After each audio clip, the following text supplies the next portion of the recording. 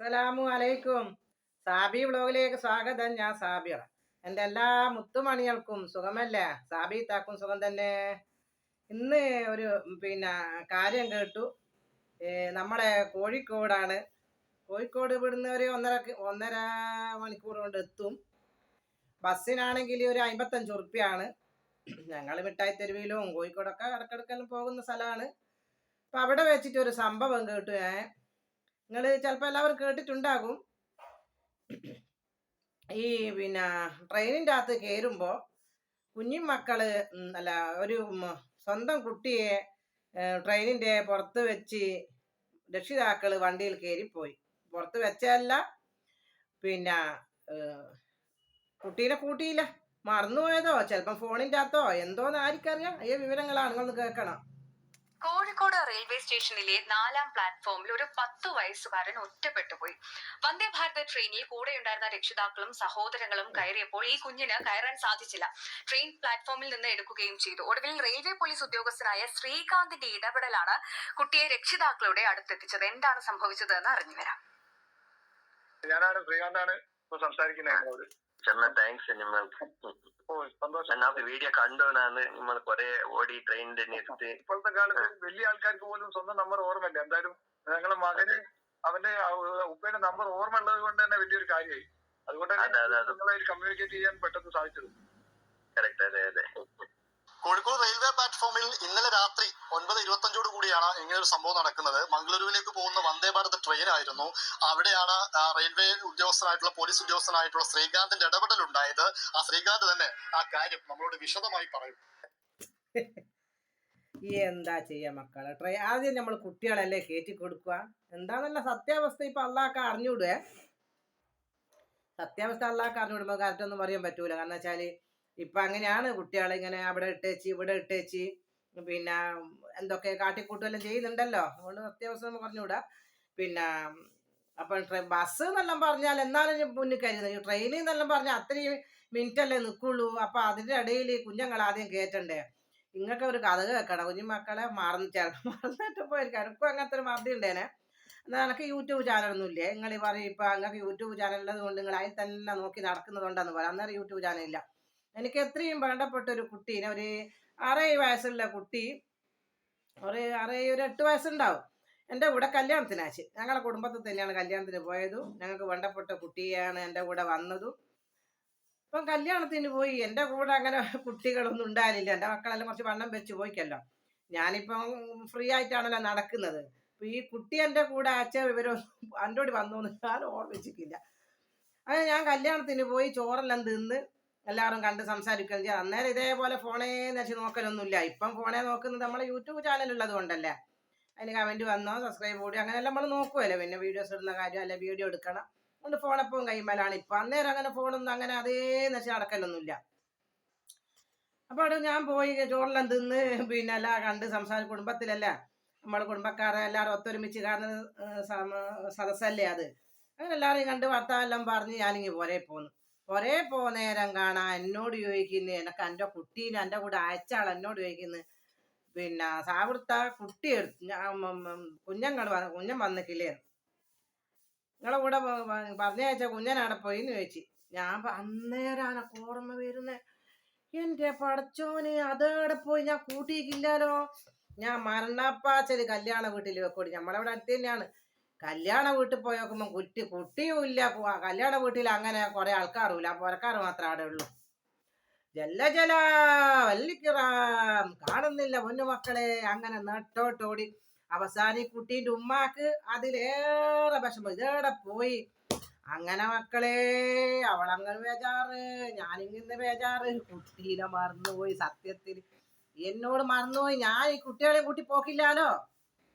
അങ്ങനത്തെ ഒരു കുട്ടി എൻ്റെ കൂടെയുള്ള മറന്നു. ഞാൻ ഇപ്പം തന്നെ എൻ്റെ കൂടെ കുട്ടികളാക്കുമ്പോൾ ഞാൻ പറയും, മക്കളെ നിങ്ങളാക്കണ്ട, എന്നോട് മറന്നു. കാരണം എന്താ വെച്ചാൽ ഞാൻ ചില സമയത്ത് വീഡിയോസിലായി പോവും, അല്ലേ ഫോണിലായി പോവും. അന്നേരം കുട്ടീനെ മറന്നു പോവും. ഞാൻ എൻ്റെ സത്യാവസ്ഥ തുറന്ന് നിങ്ങളോട് പറയുന്നില്ല. നിങ്ങൾ ആരും പേടിക്കൊന്നും ചെയ്യണ്ട. പേരക്കുട്ടീനെല്ലാം കൂട്ടിയിട്ട് പോകുമ്പോൾ കയ്യാൻ പിടുത്തം വിടലില്ല, നോക്കലുണ്ട്. എൻ്റെ അടുത്ത് ഇതുവരെ ഇപ്പം മിസ്സായിക്കില്ല. അന്ന് അങ്ങനെ കുഞ്ഞുമക്കളെ ഞാൻ അതാ ഓളും ഞാനും ഓടി കല്യാണ വീട്ടിൽ പോയപ്പോൾ ആരുമില്ല. അങ്ങനെ കല്യാണ വീട്ടിലായി കുട്ടീനാരോ കൂട്ടിക്കൊണ്ടുപോയതോ തട്ടിക്കൊണ്ടുപോയതോ എന്ന് തിരിയണ്ടേ പൊന്നു മക്കളെ. ബേജാറ് അവസാനം എല്ലാം കൂടി കല്യാണ വീട്ടിൽ നിന്ന് പിന്നെ ഉള്ള ആള് ഫോണ് കല്യാണ വീട്ടിലുള്ള ആള് പിന്നെ കൂട്ടലിന് അവസാനം എല്ലാം കൂടി ഈ കുട്ടി അവിടെ വന്ന കല്യാണത്തിന് വന്ന കുട്ടികളെ കൂടെ അല്ല കല്യാണത്തിന് വന്ന കുട്ടികളും വലിയവരെ കൂടെ കല്യാണത്തിന് പെണ്ണിനെ കൂട്ടാൻ പോയി. മനസ്സിലാക്കണം നിങ്ങൾ, പെണ്ണിനെ കൂട്ടുവാൻ പോയി ബസ്സിൽ. അപ്പൊ അതെല്ലാം അവിടെ ഇല്ലാത്ത അങ്ങനെ കൂടെ പോയ ആ കല്യാണത്തിന് പിന്നെ കൂട്ടാൻ പോയ ആൾക്കാരെ വിളിച്ചു ചോദിച്ചാലും പറഞ്ഞു ഇങ്ങനെ ഒരു കുട്ടി ബസ്സിലുണ്ടോന്ന് വെച്ചിട്ട്. നമ്മളെ കുട്ടീനെ പറഞ്ഞാൽ എല്ലാവർക്കും തിരി, നമ്മളെ കുടുംബത്തിലെ കുട്ടി തന്നെയാണ്, നമുക്കറിയാലോ. അങ്ങനെയാണ് ആ കുട്ടി ആ ബസ്സിലുണ്ട്, ഇന്നേ പേരുള്ള കുട്ടി ബസ്സിലുണ്ട്. സമാധാനമായി. അപ്പൊ നിങ്ങളൊന്ന് ചിന്തിച്ചു നോക്ക്, ആ കുട്ടീനെ കാണാതായിട്ടല്ലേ, എന്നോട് മറന്നുപോയതല്ലേ, എൻ്റെ സത്യാവസ്ഥ ഇങ്ങോട്ട് പറയുന്നത്. ആ പെണ്ണെ നീ യൂട്യൂബിൽ നോക്കിയ പെണ്ണെ, ഇതൊന്നും യൂട്യൂബ് ഒന്നുമില്ല, വെറുതെ തന്നെ പറയാൻ വരണ്ടേ, ഇങ്ങോട്ട് ചൊറിയാൻ വരണ്ടേ. ഫോണോ യൂട്യൂബ് ഇല്ല അന്നേരം എനക്കതിന് ഫോണേന്ന് വെച്ചാൽ അമേരിക്കയിലൊന്നുമില്ല, വാർത്ത പോലും കേൾക്കാത്തൊരു സമയം അത്. ലോകത്ത് വരുന്ന വിവരങ്ങൾ വരെ ഞാൻ അറിയൂല, ഞാൻ ഫോണുകൊണ്ട് അങ്ങനെ കളിക്കലുമില്ല, ഫോൺ എടുത്തുക്കൂല്ല. മനസ്സിലാക്കണം നിങ്ങൾ. ഞാനെന്താ പിന്നെ ഞാൻ എവിടെ പോയി കഴിഞ്ഞാലും ആ കുടുംബത്തിൽ പോയാലും ആരാൻ്റെ വീട്ടിൽ പോയാലും എല്ലാവരും എന്നെ ഇങ്ങനെ ഭയങ്കരമായിട്ട് പിന്നെ ഇങ്ങനെ സ്നേഹിക്കും.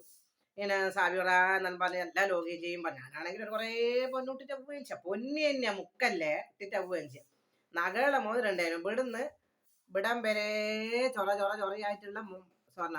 അപ്പൊ നഖത്തിന്റെ തൊട്ട് വിടം വരെ നഖം, ശരിക്കും നഖം സ്വർണത്തിന്റെ മോതിരം ഇങ്ങനെ കൂടിയിട്ടുള്ള. അപ്പൊ അതെല്ലാം ഇട്ട് കുറേ എല്ലാം ഇട്ടിട്ടാ പോവാ. അപ്പൊ ഇതിന്റെ ആദരവ് നോക്കുകയും പറയുകയും പിന്നെ കുടുംബ വിഷയം അറിയുകയും കുടുംബം ഇങ്ങനെ പറഞ്ഞു ഈ കുഞ്ഞൻ എൻ്റെ കൂടെ വന്ന മറന്നു ഈ മക്കളെ. അതാണ് എനിക്കൊണ്ട് കിട്ടിക്ക ആ കുട്ടി. എന്നാ പിന്നെ കുഞ്ഞൻ നോക്കി നടക്കണ്ടേ എന്നാ. എന്റെ സാബീത്തെടുത്ത് കുഞ്ഞനാവും നോക്കി അതിന്റെ ബാക്കി ആ കുഞ്ഞനോ കണ്ടോലോടി കൂട്ടലിന് പോയി. അല്ല കുട്ടിയല്ല അത്, കുഞ്ഞനും പോയി കൂട്ടലിന്. മക്കൾക്ക് എന്താ അറിയാ. എന്നാലും നോക്കണം, നമ്മളെ കൂടെ വന്ന ആളെ എടുത്ത് നോക്കണ്ടേ. ഇൻഷാ അല്ലാ അതെല്ലാം അങ്ങനെ. അപ്പൊ അയ്യ കാര്യം പറഞ്ഞതാണ്. ഞാനിപ്പോ ഇതെനക്ക് ഓർമ്മ വന്നു മക്കളെ, അതുകൊണ്ടാണ് ഞാൻ നിങ്ങളോട് കാര്യം പറഞ്ഞത്. കേട്ടോക്ക്. എന്താ ശരിക്കും ഈ 9:25 ഇന്നലെ രാത്രി സംഭവിച്ചത്? ഒരു 2 മിനിറ്റ് എത്തി കഴിഞ്ഞ 2 മിനിറ്റ് കഴിഞ്ഞപ്പോൾ ഒരു കുട്ടി 11ാമത്തെ കോച്ച് പോസ്റ്റിന്റെ അടുത്ത് ഒരു കുട്ടി നമ്മുടെ ശ്രദ്ധയിൽപ്പെട്ടാണ്. അപ്പോ കുട്ടി പരിഭ്രമിക്കുന്നുണ്ട്, പിന്നെ കരയുന്നുണ്ട്. അപ്പോൾ ഞാൻ കുട്ടിയുടെ അടുത്ത് പോയിട്ട് വിവരങ്ങൾ തിരക്കിയതിൽ കുട്ടി ഫോൺ നമ്പർ എന്ന് പറഞ്ഞ് ഡയൽ ചെയ്യാൻ വേണ്ടി പറഞ്ഞു. അപ്പം കുട്ടിക്ക് ആ ഫോൺ നമ്പർ കുട്ടി പറഞ്ഞത് കൊണ്ട് ഞാൻ അന്നപ്പോൾ തന്നെ പെട്ടെന്ന് തന്നെ നമ്മളെ ഫോണിൽ ഫോൺ നമ്പർ ഡയൽ ചെയ്തപ്പോൾ ആദ്യത്തെ പ്രാവശ്യം നമുക്ക് അറ്റൻഡ് ചെയ്ത് കിട്ടിയില്ല. പിന്നത്തെ പ്രാവശ്യം ആ ഫോൺ എടുത്തപ്പോൾ അത് കുട്ടിയുടെ രക്ഷിതാവെന്ന് മനസ്സിലായി. അപ്പോൾ അവര് C5 കോച്ചിനുള്ളിലാണെന്ന് മനസ്സിലായി. അപ്പോൾ അവരെ ബോധ്യം എന്ന് പറഞ്ഞാൽ കുട്ടി അങ്ങനെ തന്നെ വേറൊരു കഥയുണ്ടായിരുന്നു. ഞാനും എൻ്റെ മാപ്പൻ്റെ ആൾക്കാരെല്ലാം കൂടി ഇവിടെ വടകര പാറപ്പള്ളി അറിഞ്ഞൂടെ, പാറപ്പള്ളി പോയി. എന്നാൽ എൻ്റെ മൂത്ത മോനാകെ ഒരു 6 വയസ്സായുള്ളൂ അതിന്. മക്കളെ പാറപ്പള്ളി പോയി സിയാറത്തെല്ലാം കഴിഞ്ഞ് എൻ്റെ മോനെ തലകുഞ്ഞ് പൈസയിൽ ഇട്ട് കൊടുത്തിട്ട് ഞാൻ പാറപ്പള്ളിയിൽ. അങ്ങനെ തിരിച്ചു വരുമ്പോൾ ബസ് സ്റ്റോപ്പിൽ നിന്നതാ. ബസ് സ്റ്റോപ്പിൽ ബസ്സിന് കാത്തു നിന്ന. ബസ്സിന് കാത്തു വന്ന് മക്കളെ ഒരു ബസ് മുന്നിൽ നിർത്തി. നിങ്ങളെന്നാ പറയുന്നത്, ഞാള് കയറുന്നതിന്റെ മുന്നേ കുഞ്ഞൻ പാഞ്ഞങ്ങ് കാര്യവും ചെയ്ത് ബസ്സാണെങ്കിൽ അപ്പാടങ്ങ് എടുക്കുകയും ചെയ്ത്. അപ്പാട് ഈ കുഞ്ഞൻ ബസ് ഞാളാണെങ്കിൽ ബസ്സിന്റെ പിന്നാലെ പിന്നെ കുറേ ആള് ബസ് കയറിനുള്ളത് കൊണ്ട് അതിന്റെ ഇടക്ക് കൂടി കുഞ്ഞൻ പോയി കാര്യതാ. അപ്പൊ ഞാള് കയറിയിട്ടില്ല. അപ്പാട് ബസ്സിന്റെ പിന്നാലെ ആള് പൂക്കിയിട്ടോടി. അങ്ങനെ ബസ് കുറച്ച് ഒരു പിന്നെ ഒരു കുറച്ച് ദൂരത്ത് ബസ് എത്തിക്ക്. അവിടെ പോയിട്ട് ബസ് നിർത്തി കുഞ്ഞിനെ ഇറക്കി തന്ന്. അങ്ങനത്തെ സംഭവം ഉണ്ട്. അപ്പൊ ഇതെല്ലാം കണ്ടപ്പം പണ്ടത്തെ സംഭവം വന്ന്. ഇന്ന് പിന്നെ ഫോണിന്റെ അകത്ത് വെച്ചിട്ടായിരിക്കും. പക്ഷെ അത് പറഞ്ഞിട്ട് കാര്യമില്ല, പണ്ടെല്ലാം ഫോൺ ഉണ്ടായിരുന്നു. അന്നും ഫോണൊന്നുമില്ല. ഞാൻ ഫോണിൽ കളിക്കലേ ഇല്ല, ഫോണെ കൈ പിടിക്കലുമില്ല. മനസ്സിലാക്കണേ, ഫോണുണ്ട്. കേരളത്തിൽ ഫോൺ ഇറങ്ങിയ ഉടനെ ഏറ്റവും വലിയ പൈസക്കാരൻ്റെ കയ്യിലാണ് ഫോണുള്ളൂ. അന്നും എൻ്റെ കയ്യിൽ ടോർച്ച് ഫോണുണ്ട്. പക്ഷേങ്കിൽ അതല്ലേ ഫോൺ കളിച്ചൊന്നുമല്ല, ടച്ച് ഫോണൊന്നും അന്നില്ല. അങ്ങനെയാണ് അവസ്ഥ മക്കളെ. പാവം ഇത് കേട്ടപ്പോൾ സങ്കടമായി. ഓക്കെ മക്കളെ, വിശക്കുന്നു, ചായ കുടിക്കട്ടെ.